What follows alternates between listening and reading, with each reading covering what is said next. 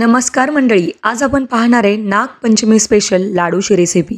हे आहेत कर्नाटकचे सुप्रसिद्ध तंबिट्टीचे लाडू किंवा तंबिट्टूचे लाडू वेगवेगळ्या नावाने ओळखलं जातं.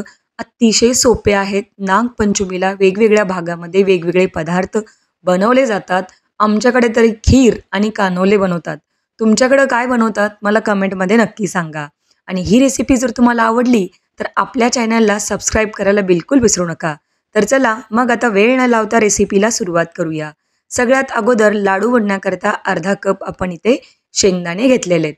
पॅनमध्ये शेंगदाणे खमंग खरपूस डाग पडेपर्यंत भाजून घ्यायचेत. या पद्धतीने थोडेसे हलकेसे डाग आले पाहिजेत. खूप जास्त आपल्याला काळसर रंग येईपर्यंत भाजायचं नाही. आता खमंग शेंगदाणे भाजले गेले की ते ताटामध्ये काढून ठेवायचे.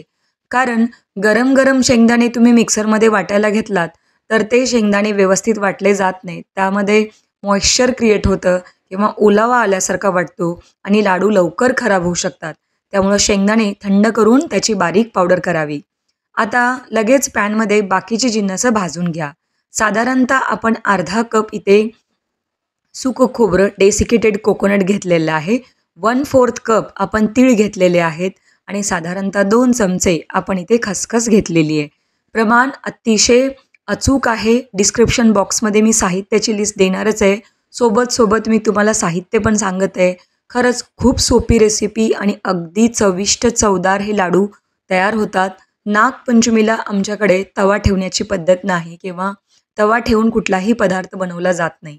अशा वेळी वेगवेगळ्या रिजनमध्ये किंवा वेगवेगळ्या भागामध्ये नागपंचमी स्पेशल काही जागी उकडलेले कानोले असतात, गव्हाची खीर असते, काही जागी पुरणाचे दिंड असतात, तर काही जागी या प्रकारे जसे आपण लाडू पाहतोय तसे लाडू बनवले जातात. म्हणून आज आपण ही रेसिपी घेऊन आलेलो आहोत. आता सगळी जिन्नसं जसं की आपण खसखस भाजून घेतली आहे त्याचबरोबर त्यामध्ये आपण डेसिकेटेड कोकोनटही भाजून ठेवलेलं आहे. ती सगळी जिन्नसं मी साबूत वापरणार आहे. त्यामुळं मिक्सरमध्ये ॲड न करता केवळ आपल्याला शेंगदाणे आणि फुटाणे किंवा याला डाळवंसुद्धा म्हणतात किंवा डाळ्यासुद्धा म्हणतात. वेगवेगळ्या भागात वेगवेगळ्या नावाने ओळखलं जातं. आता डाळ्या ऑलरेडी भट्टीमध्ये भाजलेल्या असतात त्यामुळं वेगळं असं काही त्याला भाजावं लागत नाही. शेंगदाणे आणि डाळ्या या एकत्रच आपल्याला मिक्सरवर वाटून घ्यायचे आहेत. वाटत असताना खूप जास्त महीन किंवा अगदी बारीक न करता थोडंसं कोर्स टेक्स्चरमध्ये आपल्याला हे वाटून घ्यायचं आहे. आता लाडवाकरता जे मिश्रण लागणार आहे ते एका पॅनमध्ये किंवा एखाद्या अशा बाऊलमध्ये काढून घ्या. जेणेकरून आपल्याला यामध्ये पाक टाकल्यानंतर सगळं साहित्य व्यवस्थित मिक्स करता येईल. लाडू करता बाकीची जी काही जिन्नसं आपण भाजून ठेवली होती, तीळ, खसखस आणि खोबरं, आता ही जिन्नसं साबूत वापरण्यात असल्यामुळं आपण हे मिक्सरमध्ये ग्राइंड न करता डायरेक्ट या लाडूच्या पिठामध्ये ॲड करायचं.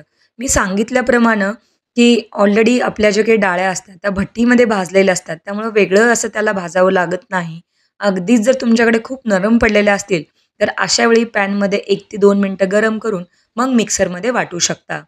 आता यामध्ये 1 छोटा चमचा साखरयुक्त वेलची पूड आपण ॲड केलेली आहे आणि 2 चमचे ड्रायफ्रूट्सची पावडर. आता या ड्रायफ्रूटच्या पावडरमध्ये आहे तरी काय, 4 काजू, 4 बदाम आणि थोडासा पिस्ता असं करून 2 ते 3 चमचे आपण ही ड्रायफ्रूटची पावडर तयार केलेली आहे. आता ही सगळी जिन्नसं व्यवस्थित चमच्याने हलवून मिक्स करून घ्यायचे. आता या लाडवाकरता आपल्याला गूळ वापरायचा आहे आणि गूळ जो आहे तो थोडासा वितळून वापरावा जेणेकरून लाडू अतिशय मऊसर आणि छान तयार होतात. पॅनमध्ये 1 कप आपण गूळ घेतलेला आहे. खिसलेला गूळ आहे. हवं तर बारीक चिरून घेऊ शकता आणि त्यामध्ये केवळ पाव कप पाणी वापरायचं आहे. यापेक्षा जास्त पाणी नको, नाहीतर हा पाक जास्त तयार होईल आणि तेवढा काही पाक आपल्याला लाडू करता लागत नाही. त्यामुळं तो वेस्ट न करता अगदी प्रमाण जे आहे ते अचूक लिहिलेलं आहे मी किंवा अचूक सांगितलेलं आहे. तर तुम्ही नक्की ही रेसिपी ट्राय करून बघा. आता गुळाचा पाक थोडासा आपल्याला शिजवून घ्यायचा आहे. म्हणजे कितपत शिजवायचा तेही सांगते. केवळ गूळ मेल्ट झाला पाहिजे आणि या पाकाला एक छान उकळी फुटली पाहिजे. यापेक्षा जास्त शिजवायचं नाही. जर खूप जास्त शिजवला तर लाडू कडक होतात आणि जर अगदीच तुम्ही कच्चा पाक ठेवला तर ते लाडू हाताला चिकटतात. त्यामुळं अशा प्रकारे एक छान उकळी येईपर्यंत हा पाक शिजवून घ्यायचा. आता हा पाक पूर्णपणे परफेक्ट शिजला आहे. आता गॅस बंद करा आणि त्यानंतर लाडूच्या या मिश्रणामध्ये हळूहळू पाक मिक्स करा. एकत्र टाकलात तर तो व्यवस्थित मिक्स करता येणार नाही आणि कदाचित जर तुमची पिठाची क्वांटिटी कमी जास्त झाली, तर मग खूप जास्त हे मिश्रण लाडवाचं सैलसर होऊ शकतं. त्यामुळं थोडं-थोडं करून टाकावं. पण इथे कुठेही आपला पाक शिल्लक राहत नाही. अगदी प्रमाणबद्ध साहित्य मी तुम्हाला सांगितलेलं आहे. तर बघा थोडं-थोडं मिक्स केल्यामुळं व्यवस्थित हलवूनही घेता येतं. आणि आता अजून एक टिप तुम्हाला सांगते. जर का तुमचा पाक खूप जास्त झाला, तर अशावेळी तुम्ही काय करू शकता? थोडेसे शेंगदाणे आणि बाकीचे जिन्नस किंवा डाळ्या असतील त्या भाजून घेऊन थोडंसं पीठ करून तुम्ही यामध्ये ॲड करू शकता. आता जर पाक कमी पडला तर काय करायचं? मग थोडासा पाक तुम्ही एक्स्ट्राचा वाढवू शकता. तर इथे पाक या मिश्रणामध्ये परफेक्ट आहे का नाही हे कसं समजायचं तेही सांगते. थोडासा लाडूचा मिश्रण हातावर घेऊन एकदा लाडू वळून घ्या. जर का ते मिश्रण हाताला चिकटत असेल तर समजायचं की जो काही पाक टाकलेला आहे तो जास्त पडलाय आणि त्यामुळं लाडू व्यवस्थित वळता येत नाही, तो हाताला चिकटत आहे. तर बघा इथे लगेच मी तुम्हाला हा लाडू वळून दाखवते. कुठेही तो खाली चिकटत नाही. आता हाताला तूपसुद्धा लावायची गरज नाही. इतकं हे व्यवस्थित मिश्रण तयार झालेलं आहे. मिश्रण कोमट असतानाच लहान-लहान, छोटे-छोटे किंवा जसे तुम्हाला आवडत असतील त्या पद्धतीचे लाडू वळून घ्यावेत. मीडियम साईजचे मी लाडू वळून घेतलेले आहेत आणि एवढ्या मिश्रणापासून केवळ 11 ते 12 लाडू तयार झालेले आहेत. लाडू गरम आहेत. एका ताटामध्ये किंवा पॅनमध्ये थोडे-थोडे आपण काढून घेऊया. साधारणतः एक 2 ते 3 लाडू तुम्हाला वळून दाखवते. खूप सोपी रेसिपी आहे.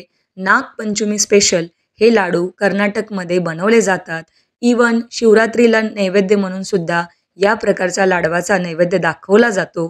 तर तुम्ही हे लाडू नक्की या नागपंचमीला ट्राय करू शकता. खूप खूप टेस्टी आणि अगदी हेल्दीसुद्धा आहेत. लहान मुलं खूप आवडीने खातील असे हे लाडू आपले तयार आहेत. आता दुसराही लाडू मी तुम्हाला वळून दाखवला आहे.